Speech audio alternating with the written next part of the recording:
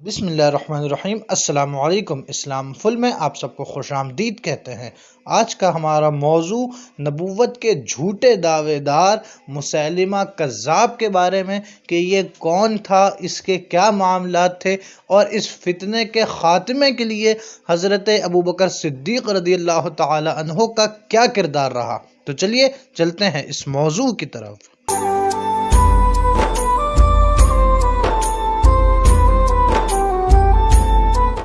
سب سے پہلے تو اسی ملعون مسیلمہ کذاب کے بارے میں جان لیتے ہیں کہ یہ تھا کون۔ تو یہ مسیلمہ کذاب، اس کا پورا نام مسیلمہ بن حبیب تھا اور اس کی کنیت ابو ثمامہ تھی اور اس کا تعلق قبیلہ بنو حنیفہ سے تھا۔ یہ ملعون ایسا شخص تھا کہ جس نے جھوٹی نبوت کا دعویٰ رسول اللہ صلی اللہ علیہ وسلم کے دور میں ہی کر دیا تھا، مگر حضور اکرم صلی اللہ علیہ وسلم کی حیات ظاہری میں اس ملعون کے پیروکار نہ ہونے کے برابر تھے، اس لیے یہ حضور اکرم صلی اللہ علیہ وسلم کی حیات ظاہری میں کوئی قابل ذکر شخص نہیں تھا، مگر حضور اکرم صلی اللہ علیہ وسلم کے وفات ظاہری کے بعد یہ ملعون شخص اور اس کے پیروکار کافی زیادہ تعداد میں ہو گئے، جس وجہ سے یہ لعنتی اپنے آپ کو نبی کہلواتا تھا اور اپنا الگ مذہب چلاتا تھا۔ یہ شخص اس قدر کا بوڑھا ہو گیا تھا کہ جب اس کا انتقال ہوا، جب اس کو واصل جہنم کر دیا گیا تو اس کی عمر تقریباً 150 سال تھی، اور یہ ایسا ہی بدبخت شخص تھا کہ یہ حضرت سیدنا عبداللہ رضی اللہ تعالی عنہ یعنی رسول اللہ صلی اللہ علیہ وسلم کے والد محترم ان سے بھی پہلے پیدا ہوا تھا۔ تو ہمارے ناظرین، یہ تھا اس مسیلمہ کذاب کا انتہائی مختصر تعارف۔ اب یہ مسیلمہ کذاب تھا تو بے انتہا بدبخت، مگر یہ حضور اکرم صلی اللہ علیہ وسلم کی بارگاہ میں بھی حاضر ہو چکا ہے، یعنی جھوٹے نبوت کے دعوے دار جو بعد میں جتنے بھی آئے ان میں سے یہ ایک واحد ملعون تھا کہ جو حضور کی بارگاہ میں جا کے معاذ اللہ یہ جسارت کر چکا تھا کہ حضور سے حضور کی نبوت میں سے حصہ مانگتا تھا۔ چنانچہ صحیح بخاری کی حدیث نمبر 3620 کہ مسیلمہ کذاب 10 ہجری میں اپنی قوم بنو حنیفہ کے وفد کے ہمراہ مدینہ منورہ آیا۔ اس کے وفد میں تقریباً 17 افراد تھے، جس میں سے اس ملعون مسیلمہ کذاب کے علاوہ باقی تمام لوگ حضور اکرم صلی اللہ علیہ وسلم کے دست مبارک پر اسلام قبول کر چکے، اور اس ملعون کذاب مسیلمہ کا کہنا تھا کہ اگر محمد صلی اللہ علیہ وسلم اپنے بعد خلیفہ مجھے بنا دیں تو پھر میں ان کی اتباع کروں گا اور ان پر ایمان لاؤں گا۔ یہ بات رسول اللہ صلی اللہ علیہ وسلم کو اتنی ناگوار گزری کہ آپ صلی اللہ علیہ وسلم نے کھجور کی ایک شاخ کا ایک چھوٹا سا ٹکڑا پکڑ کر اس کو کہا کہ اگر تو اس میں سے بھی مجھ سے کچھ مانگے گا تو میں تو تجھے یہ بھی نہیں دوں گا، اور تو بات کرتا ہے خلافت کی۔ پھر حضور اکرم صلی اللہ علیہ وسلم نے فرمایا کہ اگر تو اللہ کے معاملے میں جاہریت اختیار کرے گا تو اللہ تجھے ضرور پکڑے گا۔ پھر یہ ملعون مسیلمہ کذاب اپنے علاقے، اپنے قبیلے میں واپس آیا اور اس نے ایک اپنی الگ سے گڑھی ہوئی نبوت کا دعویٰ کر دیا جس میں یہ مکمل کذاب تھا۔ اور پھر اس مسیلمہ کذاب نے اپنے علاقے میں واپس آ کر ایک حضور اکرم صلی اللہ علیہ وسلم کے لیے خط لکھا۔ اس خط میں لکھا تھا معاذ اللہ ثم معاذ اللہ کہ اللہ کے رسول مسیلمہ کی طرف سے اللہ کے رسول محمد صلی اللہ علیہ وسلم کی طرف نقل کفر نہ باشد۔ یہ لعنتی کذاب تھا، کذاب تھا، کذاب تھا۔ اس نے خط لکھا جس میں لکھا کہ اسلام، نبوت اور حکومت کے معاملے میں مجھے اور آپ یعنی رسول اللہ صلی اللہ علیہ وسلم کا شریک بنایا گیا ہے، معاذ اللہ۔ آدھی زمین آپ کی اور آدھی ہماری ہے۔ یہ معاذ اللہ اس لعنتی، اس ملعون نے حضور کی طرف خط لکھا۔ حضور نے اس کے جواب میں پھر لکھا کہ میں محمد الرسول اللہ صلی اللہ علیہ وسلم بلا شبہ زمین ساری اللہ کی ہے، جسے اللہ چاہے ملکیت عطا فرماتا ہے، اور بہتر انجام اللہ سے ڈرنے والوں کے لیے ہے۔ یہ خط کا جواب اس ملعون مسیلمہ کذاب کے جواب میں حضور اکرم صلی اللہ علیہ وسلم نے دیا۔ اب جب رسول اللہ صلی اللہ علیہ وسلم کے خط کا جواب اس نے پڑھا تو یہ سمجھ گیا کہ اب کسی بھی طرح سے کوئی گنجائش باقی نہیں رہی کہ یہ معاذ اللہ حضور کی نبوت میں شریک ہو سکے۔ تو اس لعنتی نے پھر یہ کام کرنا شروع کیے کہ اس نے دیکھا کہ حضور اکرم صلی اللہ علیہ وسلم، جن کو اللہ تعالیٰ نے بڑی قدرتوں والا بنا کر دنیا میں مبعوث فرمایا ہے، رحمت للعالمین بنایا ہے، حضور اکرم صلی اللہ علیہ وسلم جو بات فرماتے اللہ تعالیٰ ویسا ہی کر دیتا۔ حضور اکرم صلی اللہ علیہ وسلم چاند کی طرف اشارہ کرتے تو چاند کے 2 ٹکڑے ہو جاتے، درخت کو بلاتے تو درخت اپنی جڑیں چیرتے ہوئے حضور کی بارگاہ میں آ جاتے۔ جب اس نے یہ چیزیں دیکھیں کہ لوگ اس سے متاثر ہوتے ہیں تو اس لعنتی نے بھی کئی کوششیں کی، اور اس نے جتنی باتیں کی اللہ کی قدرت دیکھیے کہ وہ تمام کی تمام باتیں اس کی جھوٹی ثابت ہو گئیں۔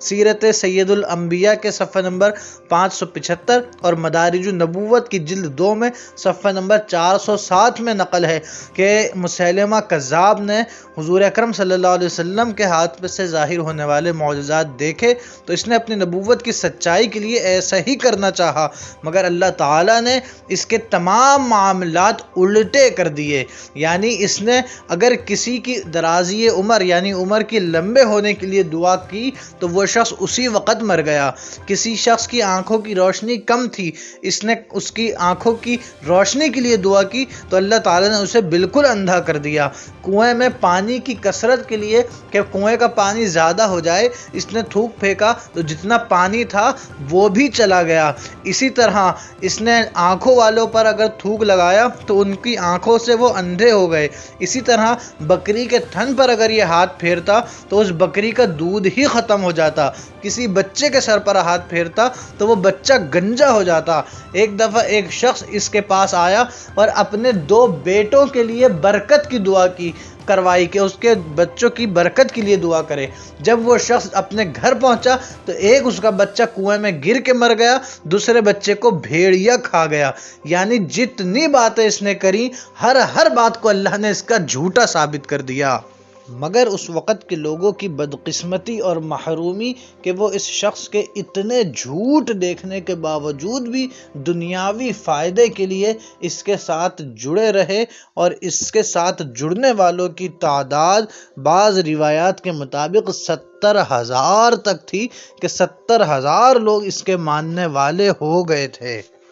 جب حضرت ابوبکر صدیق رضی اللہ تعالی عنہ نے یہ تمام معاملات دیکھے کہ مسیلمہ کذاب کا فتنہ بڑھتا چلا جا رہا ہے اور لوگ اس کے ساتھ جڑتے چلے جا رہے ہیں اور اس فتنے کی تعداد میں دن بدن اضافہ ہوتا جا رہا ہے، تو حضرت ابوبکر صدیق جو کہ اس وقت کے حاکم، اس وقت کے امیر المؤمنین، اس وقت کے خلیفہ تھے، حضرت ابوبکر صدیق رضی اللہ تعالی عنہ نے انتہائی اہم کردار ادا کرتے ہوئے اس فتنے کو جڑ سے مٹانے کا فیصلہ کیا اور اس کے خلاف ایک انتہائی اہم اور فیصلہ کن جنگ کا آغاز فرمایا، اور یہ فیصلہ کن جنگ تاریخ اسلام کا ایک انتہائی اہم باب اور انتہائی دردناک قصہ ہے جسے آج لوگ جنگ یمامہ کے نام سے جانتے ہیں۔ حضرت ابوبکر صدیق رضی اللہ تعالی عنہ نے اس جنگ میں مسیلمہ کذاب کے خلاف پہلا لشکر روانہ کیا۔ اس لشکر کی قیادت حضرت اکرمہ رضی اللہ تعالی عنہ کے سپرد فرمائی۔ حضرت اکرمہ اس مسیلمہ کذاب کے لشکر سے جنگ کرنے پہنچے تو حضرت ابوبکر صدیق رضی اللہ تعالی عنہ نے حضرت اکرمہ کی مدد کے لیے حضرت شرحبیل بن حسنہ رضی اللہ تعالی عنہ کو بھی ایک قافلے کے ساتھ حضرت اکرمہ کی مدد کے لیے بھیجا۔ یہ دونوں صحابہ اکرام کے لشکر اس ملعون مسیلمہ کذاب سے، اس کے لشکروں سے کافی دنوں تک لڑتے رہے، مگر کوئی بھی فیصلہ نہیں ہو پا رہا تھا۔ کیونکہ اس ملعون کی بھی فوج کی تعداد بہت زیادہ تھی اور مسلمانوں کی تعداد غیرت ایمانی تھی، مسلمانوں کی قوت ان کی غیرت ایمانی اور عشق رسول تھا۔ یہ اپنے عشق رسول اور غیرت ایمانی کی وجہ سے ہار نہیں مان رہے تھے، اور ادھر کافر ان کی تعداد اتنی تھی کہ ان کو شکست ہو نہیں پا رہی تھی۔ جب حضرت ابوبکر صدیق رضی اللہ تعالیٰ عنہ کے سامنے یہ معاملہ رکھا گیا کہ جنگ کافی دنوں سے جاری ہے اور کوئی فیصلہ نہیں ہو پا رہا، تو حضرت ابوبکر صدیق رضی اللہ تعالیٰ عنہ نے اس جنگ کے فیصلے کے لیے، اس جنگ کے اختتام کے لیے، اس فتنہ مسیلمہ کذاب کے خاتمے کے لیے حضرت خالد بن ولید رضی اللہ تعالیٰ عنہ کو بھی میدان عمل میں اتارا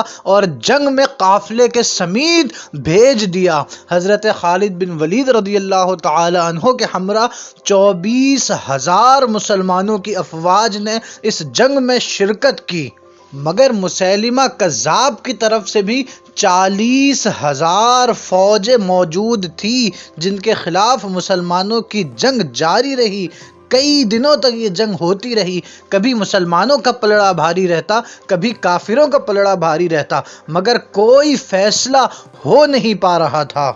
جب حضرت خالد بن ولید رضی اللہ تعالی عنہ نے یہ معاملہ دیکھا کہ جنگ کسی نتیجے تک پہنچ نہیں پا رہی، تو حضرت خالد بن ولید نے یہ فیصلہ کیا کہ یہ جنگ اس وقت تک ختم نہیں ہوگی جب تک ان کا سرغنہ، ان کا کذاب مسیلمہ قتل نہ ہو جائے۔ پھر حضرت خالد بن ولید رضی اللہ تعالی عنہ نے اس جنگ میں نعرہ بلند فرمایا، اور وہ نعرہ مسلمانوں کی پہچان بنا۔ وہ نعرہ کیا تھا؟ حضرت خالد بن ولید نے فرمایا یا محمدہ، یعنی حضرت خالد بن ولید نے حضور اکرم صلی اللہ علیہ وسلم کا نام نامی پکارا۔ بس حضرت خالد بن ولید کا یہ نام نامی پکارنا تھا کہ پھر جو بھی کفار کا مشرکین میں سے سامنے آتا، حضرت خالد بن ولید اس کا سر قلم کرتے رہتے، یہاں تک کہ مسیلمہ کذاب ملعون کو بھی واصل جہنم کر دیا گیا۔ جب کافر کے لشکروں نے یہ حال دیکھا کہ ان کا قائد ملعون کذاب واصل جہنم ہو چکا ہے، تو ان سب کی بھی ساری ہمت ٹوٹ گئی اور یہ سب جنگ سے فرار ہو گئے۔ مسلمانوں نے ان کا تعاقب فرمایا اور جتنے ملعون ہو سکے قتل کر دیے گئے، واصل جہنم کر دیے گئے۔ اور اس طرح حضرت ابوبکر صدیق رضی اللہ تعالی عنہ کی قیادت نے، حضرت ابوبکر صدیق نے اپنی خلافت میں اسلام کے بڑھتے ہوئے اس سب سے بڑے فتنے کو واصل جہنم بھی کیا اور جڑوں سے اکھاڑ پھینکا۔ یہ حضرت ابوبکر صدیق رضی اللہ تعالی عنہ کا اتنا بڑا کارنامہ تھا کہ اگر اس میں حضرت ابوبکر صدیق رضی اللہ تعالی عنہ کچھ سستی فرماتے یا وقت پر فیصلہ نہیں کرتے تو بظاہری دنیاوی حالات کے مطابق یہی لگتا تھا کہ یہ معاذ اللہ فتنہ بڑھ جائے گا اور اسلام کو بھی ختم کر دے گا، مگر وہی ہوا جو اللہ کا اذن تھا کہ حضرت ابوبکر صدیق رضی اللہ تعالی عنہ نے اس فتنے جڑ سے ختم کر دیا، اور رسول اللہ صلی اللہ علیہ وسلم کے دین کو اللہ تعالیٰ نے حضرت ابوبکر صدیق رضی اللہ تعالی عنہ کے ذریعے سے بقا اور دوام عطا فرمایا۔ اللہ تعالیٰ سے دعا ہے کہ اللہ تعالیٰ ہمیں حضور اکرم صلی اللہ علیہ وسلم کے اتنے پیارے صحابی سیدنا صدیق اکبر رضی اللہ تعالی عنہ سے سچی پکی محبت نصیب فرمائے۔ آمین۔ السلام علیکم ورحمۃ اللہ۔